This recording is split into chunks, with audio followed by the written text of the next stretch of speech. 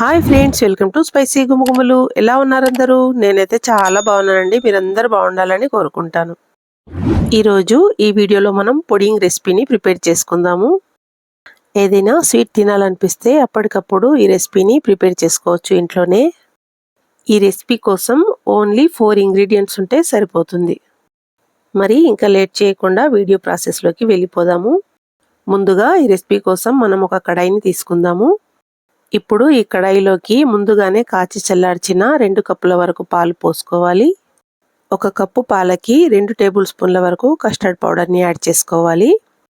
అంటే మనం 2 కప్పుల వరకు పాలు తీసుకున్నాము. 4 టేబుల్ స్పూన్ల కస్టర్డ్ పౌడర్ని ఇప్పుడు యాడ్ చేసుకోవాలి. ఏ కప్పుతో అయితే మనం పాలు తీసుకున్నామో అదే కప్పుతో 1 కప్ షుగర్ని కూడా యాడ్ చేసుకోవాలి. అలాగే 1/2 టేబుల్ స్పూన్ వరకు వనీలా ఎసెన్స్ని కూడా వేసుకుందాము.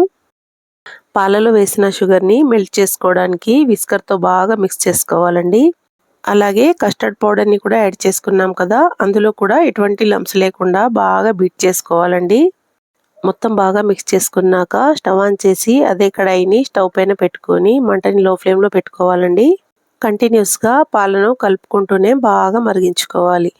కన్సిస్టెన్సీ ఇలా ఉన్నప్పుడు స్టవ్ ఆఫ్ చేసుకొని ముందుగానే గీ రాసి పెట్టుకున్న కేక్ టీన్లోకి వేడివేడిగా ఉన్నప్పుడే కస్టర్డ్ మిశ్రమాన్ని కేక్ టీన్లోకి ట్రాన్స్ఫర్ చేసుకోవాలండి. లేదంటే ఈ మిశ్రమం చాలా త్వరగా గట్టిపడిపోతుందండి. కేక్ టీన్లోకి ట్రాన్స్ఫర్ చేసుకున్నాక ఒకసారి మొత్తం బాగా ట్యాప్ చేసుకొని ఇప్పుడు ఈ కేక్ టీన్ని 2 నుంచి 3 గంటల పాటు ఫ్రిడ్జ్లో పెట్టుకోవాలి.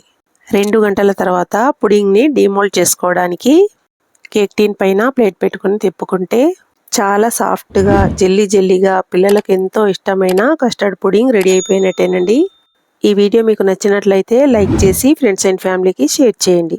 అలాగే స్పైసీ గుమగుమలు ఛానల్ని సబ్స్క్రైబ్ చేసుకోండి. Thanks for watching. బాయ్ అండి అందరికీ. మరో వీడియోతో మళ్ళీ